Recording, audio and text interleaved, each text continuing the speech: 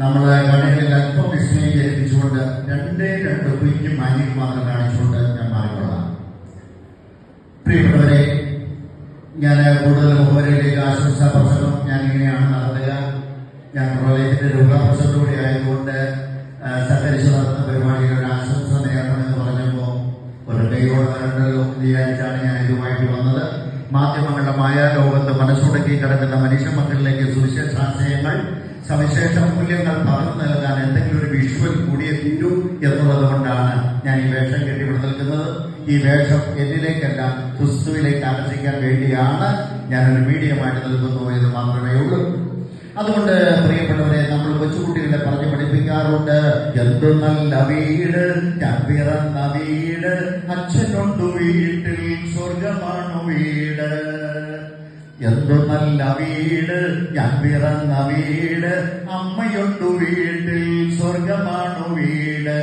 പക്ഷേ അപ്പൻ കുടിയനാണെങ്കിലോ, എന്തു നല്ല വീട്, ഞാൻ പിറന്ന വീട്, അച്ഛനുണ്ടു വീട്ടിൽ നരകമാണു വീട്. നമ്മുടെ ഒരു കുടുംബവും ഇവിടെ സമ്മേളിച്ചിരിക്കുന്നത് ദൈവകൃപാപൂരിതമായ കുടുംബജീവിതം നയിക്കുന്നവരാണ്. ആ കുടുംബത്തിൽ വേരൂന്നി വളരുന്ന കൊച്ചുമക്കൾ. അതുകൊണ്ട് പ്രിയപ്പെട്ടവരെ, കുടുംബത്തെ കുറിച്ചൊരു ചിന്ത മാത്രം വളരെ പെട്ടെന്ന് പങ്കുവയ്ക്കുകയാണ്. ഇതിന് ഓഡിയൻസിനെയൊക്കെ വിളിച്ച് നിങ്ങൾ മതങ്ങളൊക്കെ വിളിച്ചു നിർത്തി ചെയ്യേണ്ടതാണ്. പക്ഷേ അതിനുള്ള സമയക്കുറവുകൊണ്ട് ഞാൻ മാത്രം ഇവിടെ നിൽക്കുന്നു. അടുത്ത പരിപാടിക്ക് കുട്ടികളെ വിളിക്കുന്നതാണ്.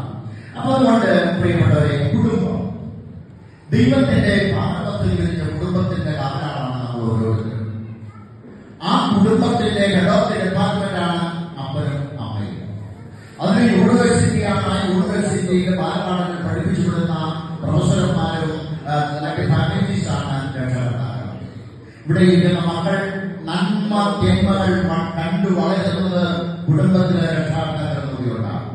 ഇന്ന് പ്രധാനമന്ത്രി ഒരപ്പനിരുന്നു, കൊച്ചുകിരുന്നു. അപ്പൻ നിന്നിരുന്നെങ്കിൽ അപ്പച്ച കസേരയിലിരിക്കില്ലായിരുന്നു. ഓർക്കണം, മാതാപിതാക്കളെ മക്കൾ കണ്ടുപിടിക്കുന്നു. കാലം മാറി, പുറത്തേക്ക് മാറുമ്പോൾ ചുറ്റുപാടിൽ മാറി, അവരെയും മക്കൾ കണ്ടുപിടിക്കും. അനുകരണ പ്രബന്ധത്തിന്റെ കാലഘട്ടമാണ്. അതുകൊണ്ട് നോക്കുക, ശ്രദ്ധിച്ചുകൂടാ. ഞാൻ ഒന്ന് രണ്ട് കർശീകൾ എടുക്കുകയാണ്. പ്രിയപ്പെട്ടവരെ, മാനികൾ പുറത്ത് കുട്ടിച്ചാണെന്ന് പേടിക്കേണ്ട, ഒരു ട്രിക്സ് ഉണ്ട് എന്ന് മാത്രമേ ഉള്ളൂ. അതുകൊണ്ട് നോക്കൂ, ശ്രദ്ധയോടെ. ഇത് അച്ഛനാണ്, ഒരു കർശി. രണ്ടാമതൊരു കർശി അമ്മയാണ്. മൂന്നാമതൊരു കർശി അച്ഛനും അമ്മയും മാത്രം പോരാ, പിന്നെ വേണം ഭാര്യയും ഭർത്താവും കൂടി പരസ്പരം സ്നേഹിച്ച് ആ സ്നേഹത്തിന്, ആ സമർപ്പണത്തിന് കിട്ടുന്ന കൂട്ടുപലിശയാണ് മക്കൾ. ആ മുഖത്തേക്ക്, മക്കളുടെ മുഖത്തേക്ക് നോക്കിയിട്ട് ഭർത്താവ് ഭാര്യയോട് പറയണം, ദേവി നമ്മുടെ സ്നേഹം നീതിയിറങ്ങുന്നതാണോ, ദേവി നിന്റെ കയ്യിലിരിക്കുന്ന നമ്മുടെ സ്നേഹം ദേവി എന്ന് ഭർത്താവ് ഭാര്യ പരസ്പരം ചോദിക്കണം. അങ്ങനെ ദൈവകരങ്ങളിൽ നിന്ന് നമ്മുടെ കുഞ്ഞുങ്ങളിലേക്ക് വാങ്ങും. അച്ഛനുണ്ട്, അമ്മയുണ്ട്, ദൈവം കൂടി വേണം.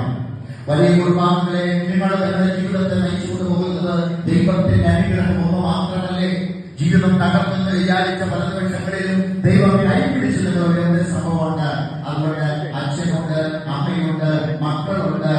മക്കൾ വേണം, മക്കൾ ധാരാളം വേണം. രണ്ട് മാന്യത്തിലൂടെ ഞാൻ പറയും. അതുകൊണ്ട് പ്രിയപ്പെട്ടവർക്ക് മക്കളുടെ ബാധ്യതയല്ല, സാധ്യതയാണ്. മക്കൾ ബാധ്യതയല്ല, സാധ്യതയാണ്. 10 വർഷം കഴിയുമ്പോ കേരള സഭ അഭിമുഖീകരിക്കാൻ പോകുന്ന പ്രശ്നം എന്ന് പറയുന്നത് അതിഭയാനകമായ പ്രശ്നമാണ്. കേരളം മുഴുവൻ, അല്ലെങ്കിൽ ഭാരതത്തിലേക്കൊക്കെ വന്നാൽ മക്കൾ കുറയുമോ എന്നുള്ളത് കൊണ്ട് ഇവിടെ നോക്കിയ ചില കുടുംബങ്ങളുടെ ആദ്യത്തെ ചൈനീസ്, രണ്ടാമത്തെ ഫിനിഷ്, പിന്നെ മക്കളില്ല. പിന്നെ സഭ നിർബന്ധിച്ചതുകൊണ്ട് മാത്രമല്ല മക്കൾക്ക് ജന്മം കൊടുക്കേണ്ടത്. തിരുഹൃദയത്തിന്റെ മുമ്പിൽ, രൂപത്തിന് മുമ്പിൽ മുട്ടുകുത്തിയിരുന്ന മാതാപിതാക്കൾ ചോദിക്കണം, ദൈവമേ, ഞങ്ങളുടെ ദാമ്പത്യബന്ധത്തിലേക്ക് എത്ര മക്കൾ ജനിക്കണം? ദൈവത്തോടാലോചന ചോദിച്ചിട്ട് വേണം നമ്മുടെ മക്കൾക്ക് ജന്മം കൊടുക്കാൻ. അല്ലെങ്കിൽ അഭ്യർത്ഥിക്ക് വരുമ്പോ 25,000 രൂപ അവിടെ വെച്ച് തന്നെ കൊടുക്കും.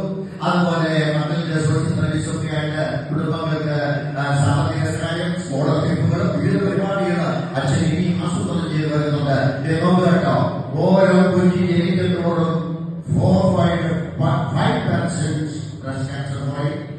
ഓരോ പ്രഗ്നൻസിയിലും 4.5% വെച്ച് യൂട്രസ്, ഗർഭാശയ മുഴകൾ ഉണ്ടാകുന്നത് കുറയും. അപ്പോൾ ഏതാ നല്ലത്? ഈ ക്യാൻസർ വിളിച്ചു വരുന്ന മക്കൾക്ക് കൂടുതൽ ജന്മം കൊടുക്കണമോ? അതുകൊണ്ട് ചിന്തിക്കുക, പ്രാർത്ഥിക്കുക. നോക്കുക, അച്ഛനുണ്ട്, അമ്മയുണ്ട്, മക്കളുണ്ട്. ഈ കുടുംബ ബന്ധങ്ങളെ ഒന്നാം